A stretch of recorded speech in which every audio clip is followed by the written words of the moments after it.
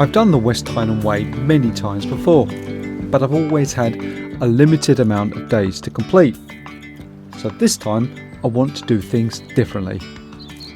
I'm going to absorb and take time out to enjoy the journey more than ever before. I'll be wild camping and carrying all my supplies with me to complete the trail in 10 days, a distance of 96 miles. With the guidebook from Cicerone Press, I'm going to learn more about the way than ever before, starting just north of Glasgow in the town of Mulgai and heading to the shores of Loch Lomond, then on to the Highlands and the vast expanse of Rannoch Moore, to my final destination, Fort William, the outdoor capital of the UK. This is going to be my West Highland Way journey. Now I know I've done this walk so many times, but there's just something so appealing about it, and I'm so excited just to get going. I really like the way the West Highland Way starts, and that's basically through a country park, Murdoch Country Park, and it just lets you get used to it, you know, it just lets you kind of get used to the pack and get used to the sense that you're on really an incredible journey. Yeah, you've got a few joggers and cyclists and dog walkers and little children running around, but you know, there's plenty of time to experience the wilderness that the West Highland Way has to offer. Yesterday when I arrived in Glasgow, it was really raining, and of course it's going to rain. It's the west coast of Scotland, but when you start a walk, you just want to start in the dry. It's pretty human nature, isn't it? But I'm so pleased to be out here. My plan today is really just to do a few miles, just to get out of Mulgai, find a little spot. I know exactly where I'm going to put my tent. I've been there before. I'm going to get my tent up. I'm going to relax, and in homage of my friend Rob Small, I'm going to have a tomato soup.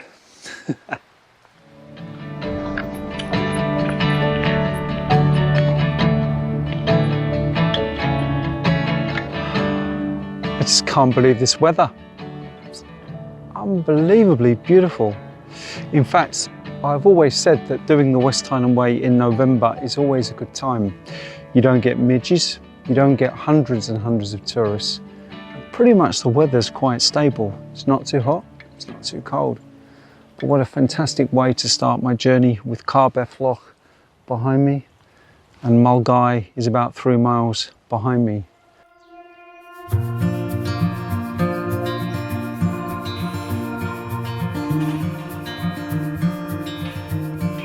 Close your eyes.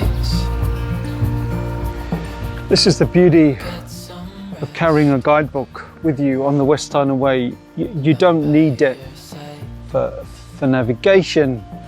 It's well trail marked as we can see, but it's the ability to know what things are, you know, just to be able to absorb some of the culture and the history. And this rock, this memorial, is to celebrate the Craiggallian fires, which were a campaign from workers in Glasgow who used to come out to the Loch, Craiggallian Loch, and socialise and talk and sing and dance and all kinds of merriment.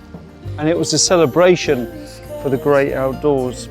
But I wouldn't have known that if it wasn't in the guidebook. I think it's just really important that you can actually go and take some of it in and just to get sort of a bit more familiarised with the things around you. Well, the weather has turned. It's a little bit misty, a little bit drizzly, but it is November, but still nonetheless, it is still perfect walking weather, and actually it's not raining. A little bit damp, but it's not raining. So I'm extremely pleased to be heading north with Mulgai about 5 or 6 miles behind me, and about another 10 miles till I reach my campsite, hopefully just before sunset. Looking forward to each and every step. It is awesome to be on the trail again. As the way headed north out of Mulgai, I approached Dumgoyne, an ancient volcanic plug situated at the edge of the Campsie Fells. A significant landmark on my journey. One thing I do like about the West Highland Way is that it actually starts off quite easy, really. Very few ups and downs, and some people say that's a little bit mundane, a little bit boring, but I really like it. And the reason why I like it is because it allows you to get your, to find your footing, to just get used to carrying the pack and just kind of relax into it. Now this section here is particularly flat, and the reason why it's particularly flat and straight is because it's a disused railway line. So by default, it's going to be flat and straight, and I really like it actually.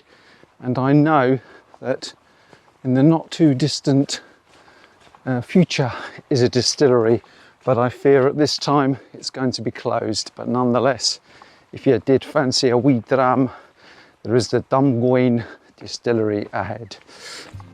Indeed, the distillery was closed, and as the rain headed my way, my sights were set towards the 10-mile marker and the hamlet of Gartness.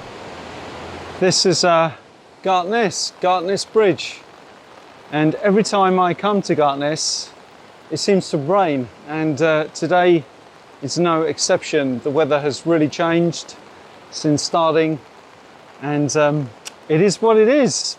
But Gartness Bridge, now what I find funny about Gartness Bridge, and only funny to me, is it was opened 3 days after I was born on the 4th of August 1971, so I was born on the 1st of August.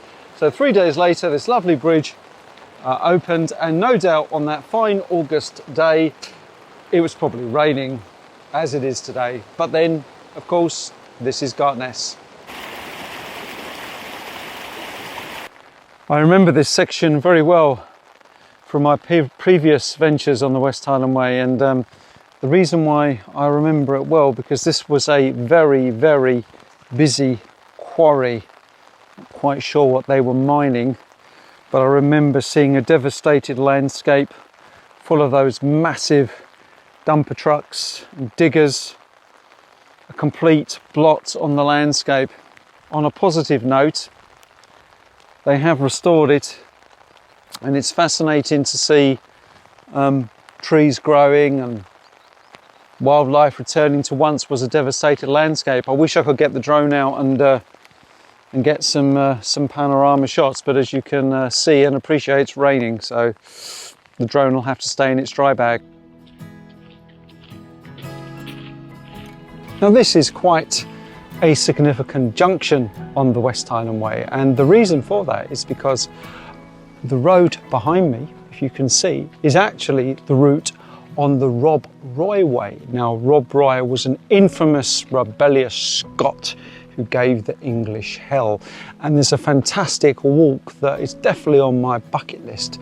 But for me, it's north along the West Highland Way, and I'm really tempted to camp early. I'm not inspired by this heavy drizzle, so we'll just see how we go. But still the beautiful smell of the Scots pine.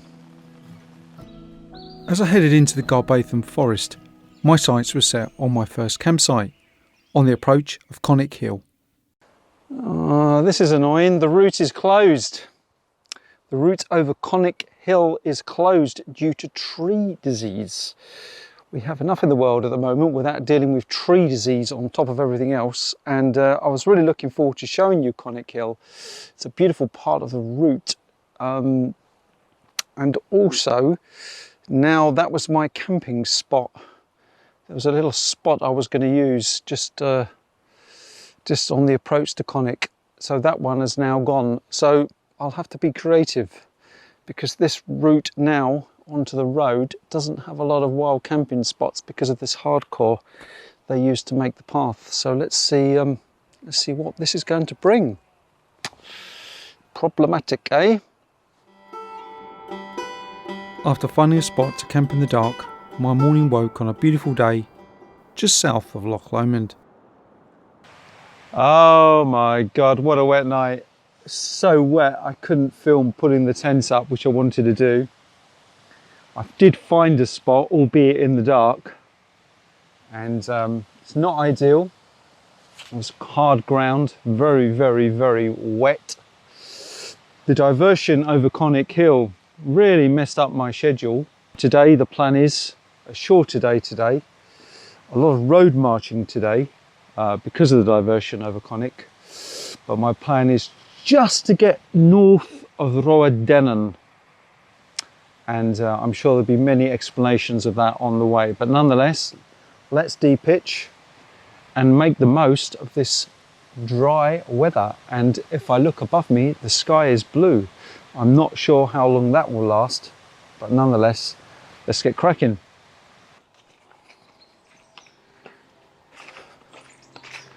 I'll take the high road and you'll take the low road. I love walking on an A road. This is the alternate route, the official alternate route. But as you can hear, it's by a road. And in fact, actually in spring, you might find that Conic Hill is also closed because of lambing that takes place on Conic Hill. So, so for about 2 miles, you're on an A road. It's not too busy, and there is a pavement, but nonetheless, it doesn't replace what would have been Conic Hill. Balmaha has always been a significant point on the route. It's quite popular with tourists in the summer, cafes and whatnot, but for me, it marked the start of the beautiful section along the shores of Loch Lomond. Well, this is Balmaha. This is allowing for filming taking about 2 hours, which is exceptionally quick, considering the route over Conic Hill would have taken probably with filming about 4 hours. So welcome to Balmaha. It's very quiet here on a Tuesday morning. And this is Tom Weir, one of Scotland's favourite mountain men, broadcaster, poet and great lover of the outdoors. And I'm sure he would have done the West Highland Way, or certainly parts of it in his time. And probably he would have done it in about 3 days, knowing Tom. A man of the hills, eh? Oh, to be inspired. But for me, not that far actually, probably about another 6 miles. And it's not even lunch. Mind you, the track round Loch Lomond is a little bit more challenging, so a little bit slower and lots of opportunities to film if the weather holds up. Hey Tom, should we get cracking? Aye, let's get cracking. It was great to be on the West Highland Way again. It had been about 5 years since I last trod these paths, and with weather like this, it made it all the better. Make the most of it. I love the section on Loch Lomond. When I first read the guidebook many years ago, when I first attempted it, it always warned that the Loch Lomond side is particularly arduous. Well, it is a little bit, but you're in woodland. The sound of the leaves, the sound of the water, the sound of the loch, it's very, very tranquil, it's very rewarding. So I would say it's actually one of the best sections of the West Highland Way. Yeah, it can be a little bit difficult underfoot. There are some inclines, it's a bit rocky, there are some tree roots you need to watch out for. But I would say, take your time, make the most of it, and enjoy being out in nature. And then you will get the full reward of Loch Lomond. Now I know it may look a bit daft, but I've had to take my trousers off and just walk in my 3/4 fleece shorts. It's so warm. You know, November used to be really cold, but not anymore, is it, eh? I mean, look at the foliage around me. I mean, we're mid-November and it looks like sort of the end of September, how I remember it as a kid. Anyway, but the walking is lovely. There's not a soul to be had. The occasional car, but that's it. It's just the way I like it. Just the way I like it. You could come here in the height of season, but you then get the midges and the tourists, and I don't know sometimes what's worse. Ooh, political.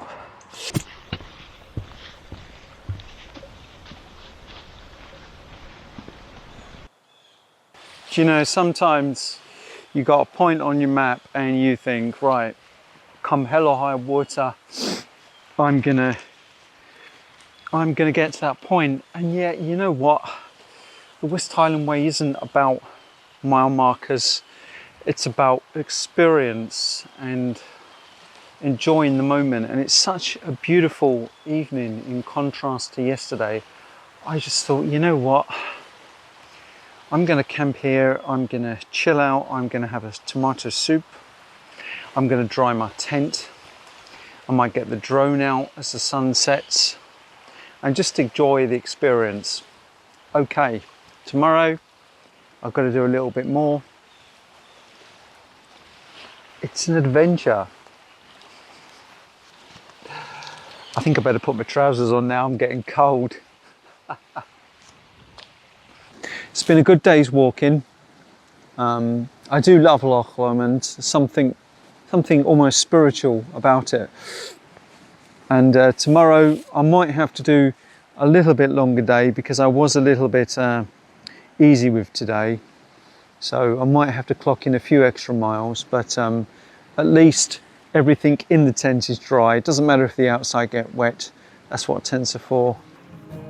It was a good place to end the day. Tomorrow would bring an early start, but I'll be heading towards two of my favourite places, Roadennan and Inversnaid. That was a glorious night's camping. It is so peaceful on this bright Wednesday morning on day 3. And of course I'm still by Loch Lomond. This is a long section, and like I said, I was camping last night. Now, between the months of March and September, you can't wild camp how I just did. You have to pre-register. And that's partly to do with a problem they had in the past of just people treating Loch Lomond as some kind of dumping ground for their cheap tents they would leave behind, and beer cans and rubbish. Terrible mess. So anyway, so now they're restricting it and you have to register online. It's not a big deal, but if you are going to come in the spring and summer months, you do need to check out the rules by Loch Lomond. But nonetheless, you know, respectful camping is so important. Absolutely leave no trace is the golden ticket. But for me, heading off to Roadennan, and if the weather stays like this, I am a lucky chappie, that is for sure.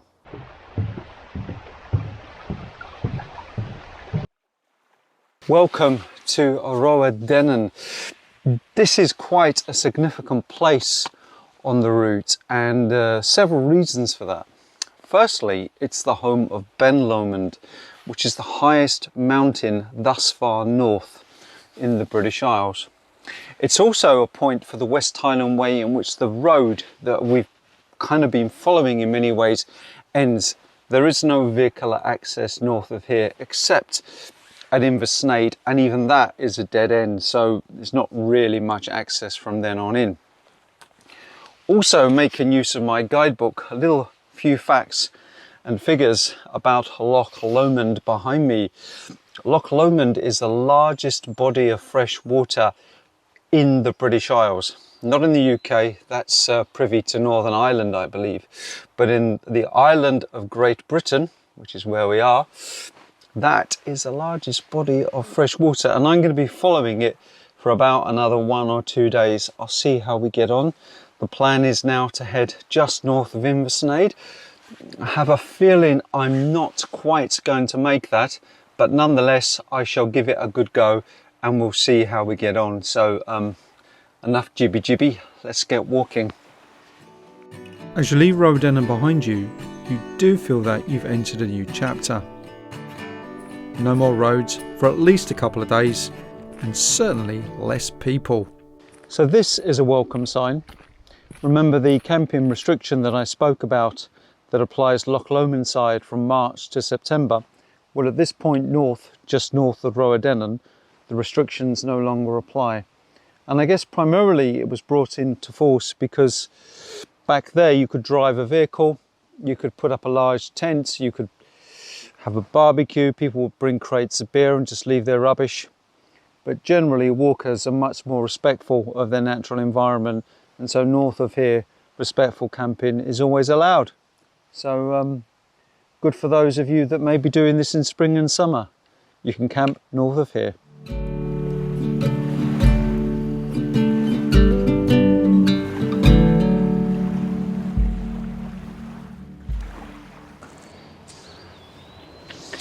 Now there's a very famous song in Scotland called "I'll take the high road and you'll take the low road."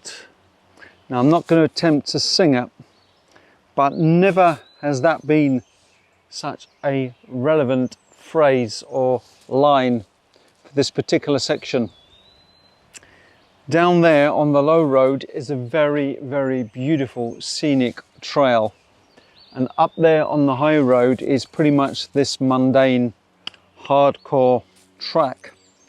However, I was told just yesterday that on this section there's been a lot of trees that have fallen down, and there's been quite a few landslides in the past month.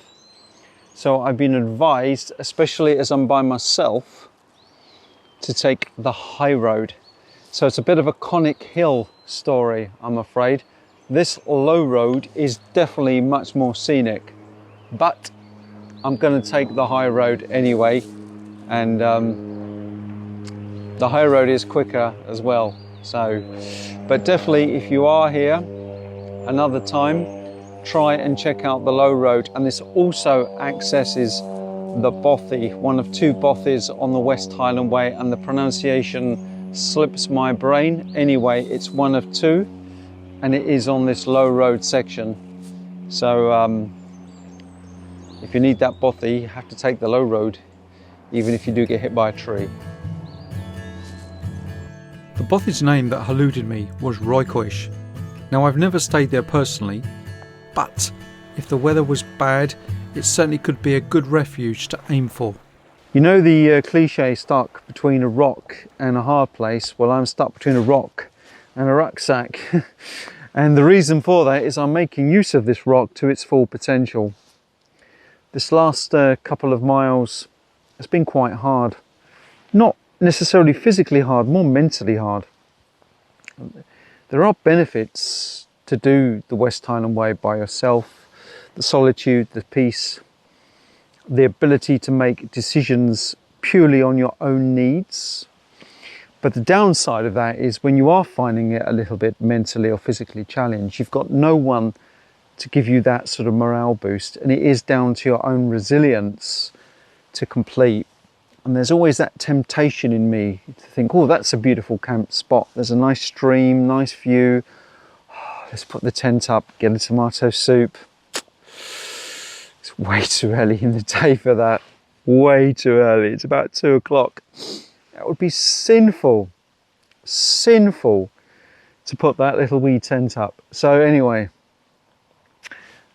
have a little break and get cracking.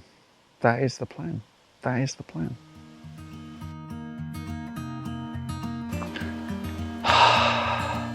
This is where the low road joins the high road.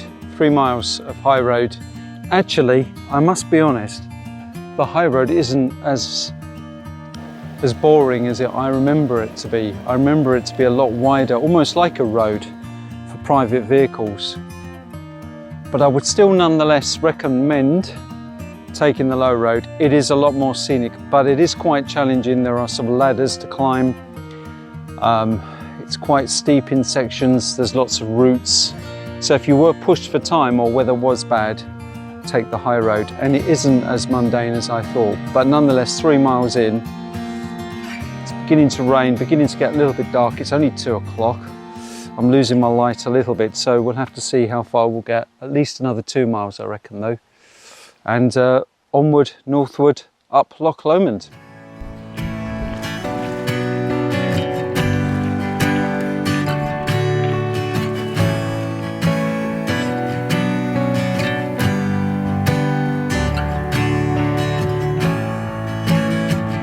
Okay, West Highland Way status report. I am about half a mile from Inversnaid. Now, I could go past it, but then it'd be too dark to film when I get there. Certainly too dark to get the drone out, which would mean coming back in the morning, and I ain't gonna do that. I do love you, but I ain't doing that. So I'm gonna camp just shy of my goal. It's not too bad. It's not the best spot in the world. Views of Loch Lomond are great. There's some industrial digging going on over there. Sounds like a woodpecker. I hope that's going to stop soon. Actually, it has stopped since I've done this recording. If you hear some woodpecker, can you hear that? It isn't a woodpecker. Anyway, enough of the woodpecker story. Plan is sort the ground out, check there's no bracken or bits of wood, tent, tomato soup. That's the plan. And guess what? I'm going to stick to it. Let's get the old tent up before the heavens open up. That'd be a good idea. And then tomorrow, one of my favourite places in Scotland, Inversnaid. Looking forward. Inversnaid is a curious place. Besides on foot or by boat, it's only accessible by road from the small village of Aberfoyle, situated in the heart of the Trossachs. And even then, Inversnaid is a dead end. In summer, it's bustling with tourists who just get out for a photo opportunity, then jump back in their car and drive away. But when I arrived, there wasn't a single person in sight. Just the way I love it. I'm a happy boy. I'm a happy boy because I'm at Inversnaid. Inversnaid has always held a special place in my heart. I first came here when I was 18 with my granddad, who was born in Edinburgh. And I went on a big coach trip, a grand tour of Scotland, full of old age pensioners. My granddad wanted to show me his homeland, and Inversnaid was one of those stops. And ever since then, it's almost been like a pilgrimage coming to this place. There are grander waterfalls to be had. There are certainly grander waterfalls to be had in Scotland. But Inversnaid has a special place in my heart. For the West Highland Way, this is a unique spot. It's about 35 miles in. It's about just over a third of the way. And it really is a magical place. So I'm going to chill out here. There's a hotel behind me, but I'm not going in there for breakfast. But I'm just going to spend a few minutes soaking in the atmosphere and reflecting on past loved ones and adventures to be had. There really wasn't a soul in sight. I must confess, I felt the hotel and man-made surrounds had seen better times. But for me, Inversnaid still has the magic. This is going to be a little bit of an interesting squeeze, as you will see, between a tree and a rock. Okay. Ooh. Will I go? Yes. Ah, I guess it would be rude not to show you.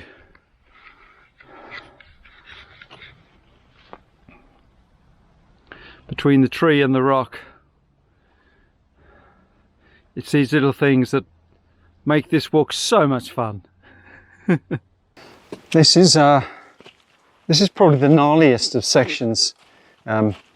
especially when you carry in a pack, because of course it throws your centre of gravity off, and sort of you get sort of interesting little bits like this. Let me kind of turn the camera around. So you get sections like this, which is, you know, nothing, but when you got your pack on the back, and when you're by yourself, you need to be a little bit cautious. So I shall try and film it whilst holding my DJI Osmo Action. It is an action cam after all, and so I'm being slightly overcautious with my speed, A, because of this pack, B, because I'm filming, C, because I'm by myself, although I do have a little distress beacony on me, and D, because I don't like breaking bones. So anyway, that's going okay. The most important thing is take your time, eh? Take your time. And I did, ironically, I find extremely bizarre, see a guy leaving the Inversnaid on his mountain bike. Now, I've met some serious mountain bikers in my career as an adventure filmmaker, but bloody hell, doing this on a mountain, actually I don't think you could, unless you're one of those elite Red Bull guys that could literally mountain bike down El Capitan. This is extreme if you were to do this on a mountain bike, and I made it to the bottom. So yeah, it's a little, I mean, it's not difficult by any stretch of the imagination, but you know, when you've got a pack on, it does shift your centre of gravity significantly. And when you're by yourself, you know, if you do injure yourself, there's no one to call for help, eh? But I made it down safely. Whew. I do love this section though. I find it very peaceful. Anyway, onward and upward. Loch Lomond has 23 islands, and many with a historical connection. None more so than Illinois Vow, with its castle built by the McFarlane chiefs in the 16th century. So I've just been reading up whilst enjoying the beautiful views of Loch Lomond, and just over there actually, hidden amongst the rocks, is Rob Roy MacGregor's cave. Now, who was Rob Roy? Well, luckily there's a little bit of information in my guidebook. Basically, the best way to describe Rob Roy MacGregor was he was a real Scottish Robin Hood. Of course, Robin Hood was a fictional character. Rob Roy MacGregor basically was considered an outlaw in a period known as the Jacobite era. There was a lot of confliction, as there always is in politics, between England and Scotland. And he was just basically an outlaw who pretty much gave the authorities hell. Good on him. And apparently he hid behind a rock there. Not quite sure how we know this. I have checked it out in the past, and to be honest, it's called a cave, but really it's just a little outcrop. It is about a 200-metre detour, and I'll let you into a secret. It's not really worth it. It's not a cave. Anyway, but still, nonetheless, this is definitely Rob Roy MacGregor country, and I think it'll inspire me to watch the film again with Liam Neeson when I get home. Good old Rob Roy, eh? Get back to my wee book, see what other delights are heading. Oh, there's something to talk about, the Bothy, but that is another few kilometres away. So I'll tell you about that when I get there.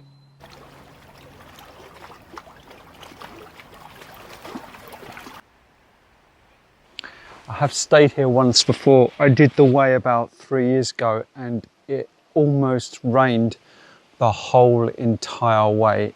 Everything, and I mean everything, was soaked.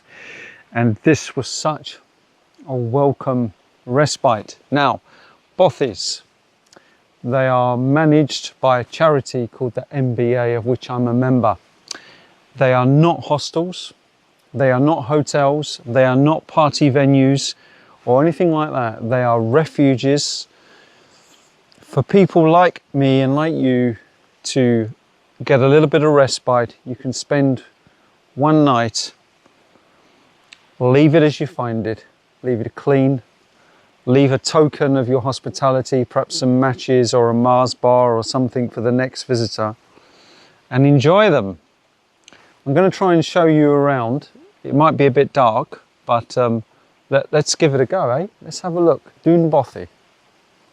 So it's a little bit dark and there's an echo, but when there's a storm or you've just had enough and you want to get out and have that respite, an incredible place. And there's about 150 dotted around the UK. Don't quote me on that, but mostly in Scotland.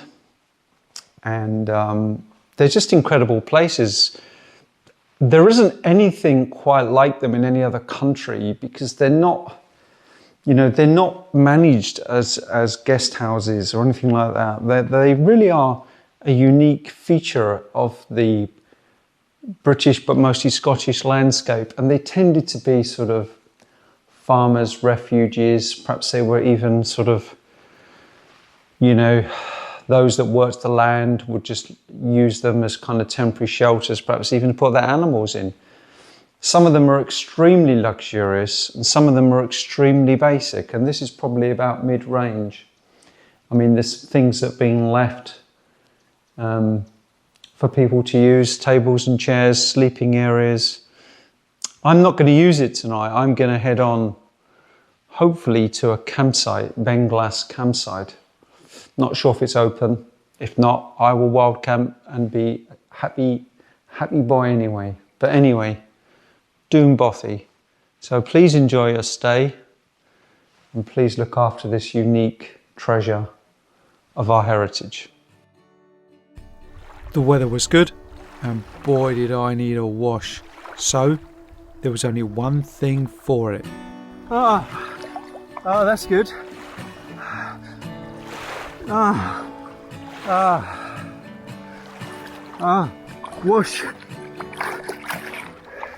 Wash some of the bits that need washing, eh?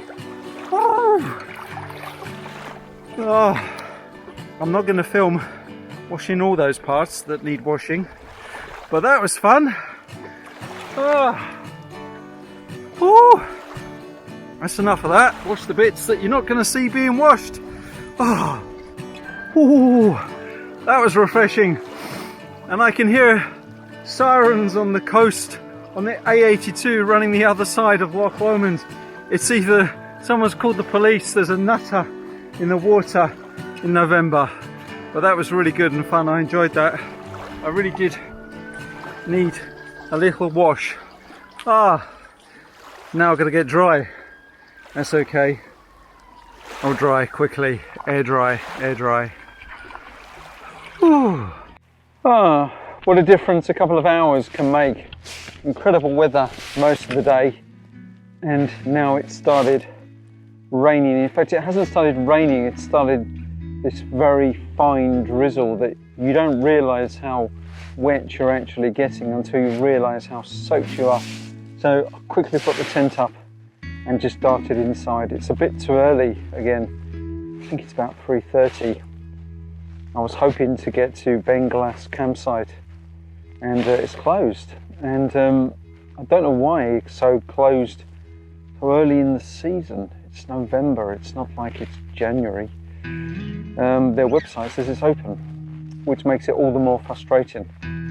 But it is what it is. I just have to make up the miles. Because you know what? The West Highland Way doesn't respect your schedule. You've just got to take each mile or each kilometre as you find it and make the most and enjoy it. Because if you're on a schedule, unless you're prepared to walk through the night with a head torch, you can forget your schedules. So just embrace it and enjoy it.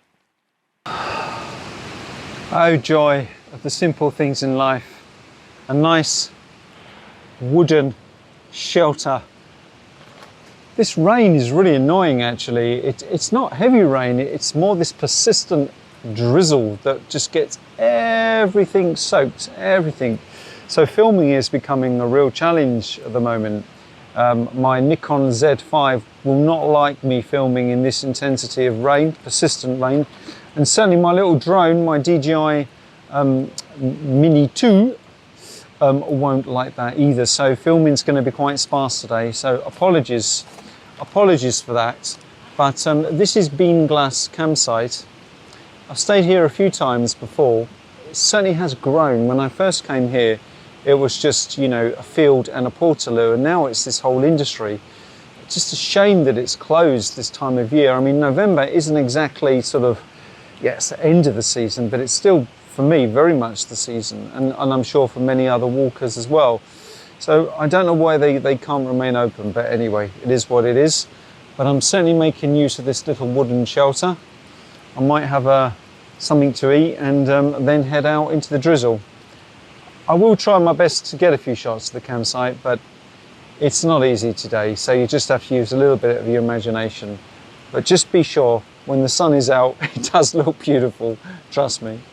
I'm hearing a massive torrent of water, and that means that I must be approaching the Falls of Falloch.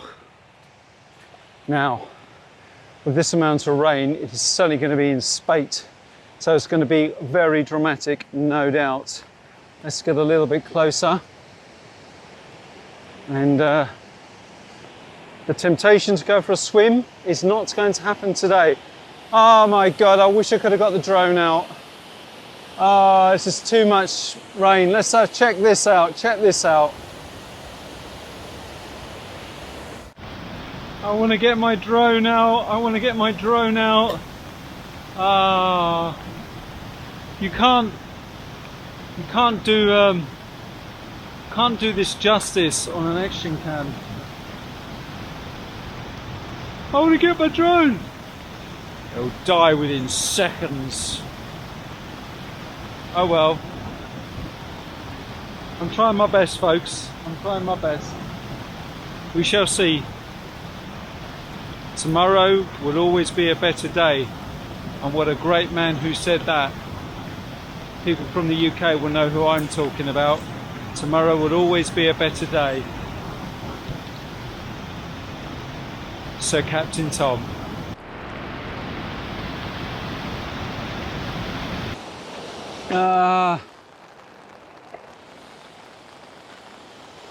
I'm fogging up. The bridge is literally gone, and I remember this diversion last time, and it is a pain in the butt.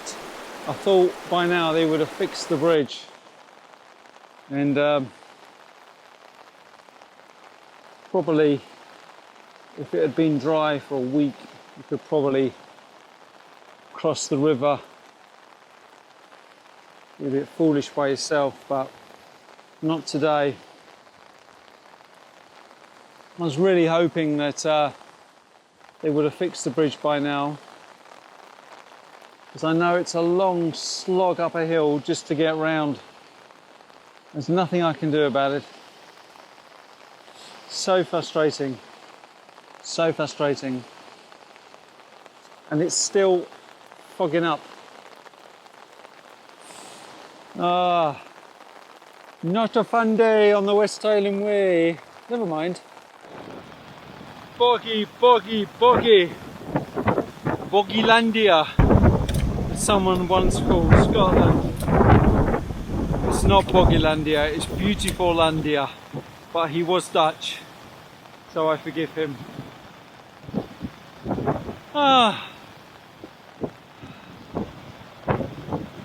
But there's a bit of a breeze coming up, which is really good. And I haven't got my radio mic plugged in, so I hope you can hear this. Anyway, up and through the bogs we go. When they stop, we will not know.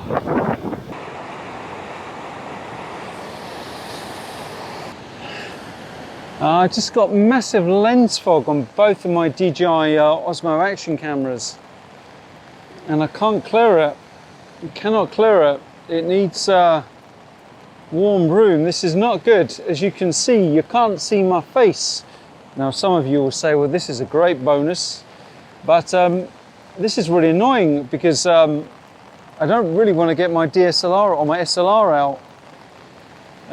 I don't really want to get that wet. It can take a bit of rain, but these things are supposed to be waterproof, obviously. And now all I've got is a blurry face. No matter what I do, it's inside. Yeah, look, if I frame it slightly to the side, you can see me. Sorry about that. I'll have to see what I can do because this is not my intention. I have to work out why it's doing this. Anyway, I'm back on track. The bridge has been found, the diversion has been done. So now back down to where we should be. So that's all good. Annoyed about this fogging though. As I approached the halfway point of Cranlarrick, my frustration with my action cameras were growing. There was a solution to fix this, however, but it wasn't one that I would take lightly. Bit of a turn up for the books. I'm having to record this on my iPhone, and both of my DJI Osmo Action vlogging cameras are not happy. They're completely fogged up, which means I'm just really down to my Nikon Z5. So I'm not really set up to record on this device because sound will be an issue. So I'm only using this as a temporary thing. So the plan is to head down into Cranlarrick, check into a hotel for the night and try and see if I can fix the cameras. Because if I can't fix the cameras, it's going to be really challenging to film the way that I want to film this journey, because doing all the walking by shots and all the vlogging bits, it's a challenge with my Z5, and also I don't have enough batteries to do all of that. I've only got 4 and 1.5 are used. So let's see what the hotel can fix. Let's see what the hotel can fix and see if I can get them in the warm and the dryer. I certainly don't mind drying out a little bit. I wouldn't normally do this because I do like a wilderness experience, but at the end of the day I came on this journey to document it, and if I can't document it or I'm really limited to it, I've got to rethink the game. So anyway, so next check-in will be in a hotel, but my god, it is wet. Anyway, let's just see how we go. Next time on my West Highland Way journey. It was the clan McDougall, not McGregor. 3 grown drunk men were playing hide and seek at 4:30 in the morning. This has arguably got to be one of the most remotest sections on the West Highland Way. I'm just north of Bar Bridge. Buccleuch Moor. I love it. 5 miles or so short of my ends goal in Fort William. I am smiling, and the reason why I'm smiling is because I've reached the end of the West Highland Way. I can't believe it. 96 miles, and the walking is over. So if you've liked this film, don't forget to give it a like, give it a share, and please subscribe to my channel, and let's get planning for the next big adventure, wherever that may be.